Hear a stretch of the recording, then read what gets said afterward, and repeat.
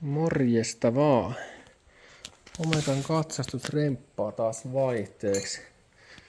Piti vaihtaa jarrusta tulla taakse. Ja siinä on vähän hommaa aina. Mä vähän nämä molemmat nyt tänne suoraan, kun oli niin huonot. Pelkästään tämä puoli oli jumissa, mutta tämä oli ilmeisesti alkuperäinen vielä, toiselle puolelle oli vaihdettu joskus. Niin ihmekkä, että se toinen puoli toimi vähän paremmin, mutta juu, tämä tosiaan on se, näissä se kinkkisin saa ehjänä täältä. Eikä monta tänne tässä lämmitellyt, ja ties mitä. Silti tää on ihan jumis täällä vielä. Elikkä no ihan tämmöisellä lämmitellyt vaan. Sitten laittanut jotain tämmöistä ruosteen irrotinta aina välillä. Eli ongelmahan tässä on, että tää jarruputki on tuolla liittimes vai liitospala vai mikä toi nyt onkaan, niin tuolla kiinni. Se on ruostunut tonne aivan kiinni. Ja mä en halua tähän vaihtaa jarruputkeen enkä lyhentää sitä, kun ei tässä hirveästi olisi varaakaan. Niin mä yritän saada sen ehjänä. Katsotaan nyt onnistuuko. Toiselle puolelle se onnistuu, mutta sille puolelle oli tää satulla vaihdettu joskus. Tälle puolelle ei koskaan ole vaihdettu, niin tää on huomattavasti tiukemmassa tuolla.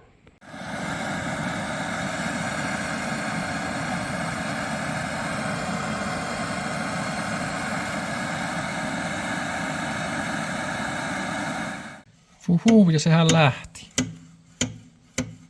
Yes. Varmaan vartti meni, että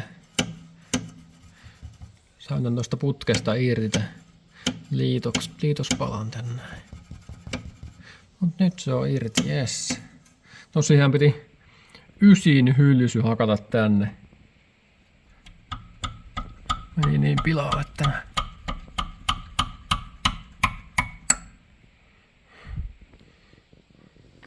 Meni tää 10 aivan väljäksi.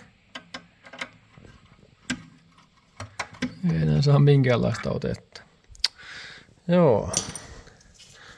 No niin, sitten vaan irti ja niin päästään eteenpäin. No niin, nyt se olisi tuolla löysellä. Jätin sen tahallaan nyt noin, että saadaan samaa tänne vaihtoa näitä nesteitä, kun tää näin vähän tiputtaa. Se on tommoista aivan niinku kuraa tämä neste. Ja tosiaan tässä vaan pitää ottaa huomioon nyt se, että täyttää täältä tätä säiliötä sitten aina sen mukaan kun tyhjenee. Mä pistän sen tohon ihan piripintaan aina. Käyn täyttämässä, niin on kauan aikaa värkätä. Joo, mä nappaan nyt seuraavaksi tuon satulan tuolta irti.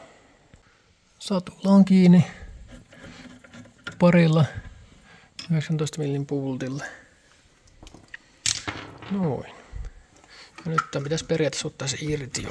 Joo, kyllä se lähtee tosta. Täällä on vaan ainakin 1 mäntä jumista ja sisällä, niin sen takia tää on jäykäsit tässä vielä. Mut se pitäisi lähteä tosta kyllä kun vähän nyppää.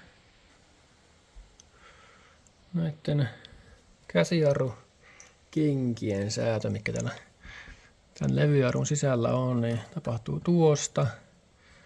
Ja nämä on helpoin säätää niin vaan, että ja tosiaan tämän piti puhistaa tämän jarrulle rasvoista sun muusta, että siinä ei ole mitään rasvoja. Niin kumminkin, että tää nyt just menee tänne näin. Sitten se pikkasen ottaa vastaan nuo kengät. Ja silloin tää on just hyvä. Silloin kun se on niin näin nahkea ottaa pois tästä näin, jos yrittää yhtään vinoos ottaa, niin, mutta suoraan lähtee, niin silloin se on suurin piirtein hyvin säädöissä.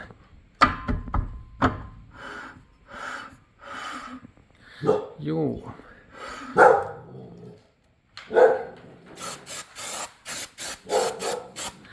Sitten jos laittaa tää uusi satula tänne, tää on tämmönen SKV-merkkinen. ruuvataan. Se on toinen niillä kahdella pultilla kiinni seuraavaksi ja laitetaan tämä putki tonne kiinni. Tänne tulee tämmöiset huippulaadukkaat tai sitten ei, Kamokan palat.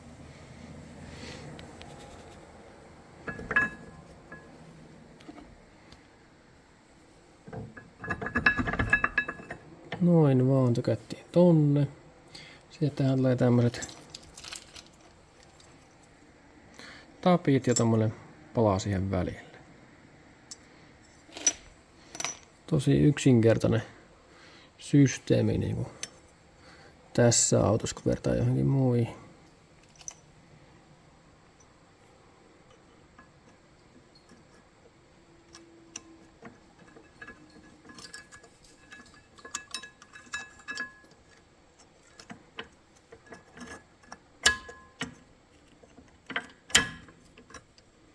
No ja sitten vielä tää toinen. Siihen mä ajattelin kahta kättä. Todii. Tosiaan ton nipan kantti jättää tätä löysälle. Niin kuin tässä vaiheessa. Et saa ilmat sitä välistä pois. Tätä niin kuin oikeastaan tää enempää sitä ilmatakaan. Jos on koko ajan valuttanut täältä nestettä, kun jarruhomma on tehnyt, niin eipä tuolla pitäisi ilmaa olla missään välissä. Ja mä nyt taas annan sen valuttaa vielä vaikka 5 minuuttia. Sitten mä lyön ton nipan kiinni ja tämä on valmis. Että vanhoihin autoihin tää on näinkin helppo homma. Pitää vaan katsoa, että täällä on koko ajan nestettä. Täällä näin. Täällä säiliössä. Yes. Mut joo, tällainen operaatio. On ton satulan vaihto taakse. No joo, olihan se ihan näköjään onnistunut korjaus. Niin jarrujen osalta. Vai. Rajoittangon pää.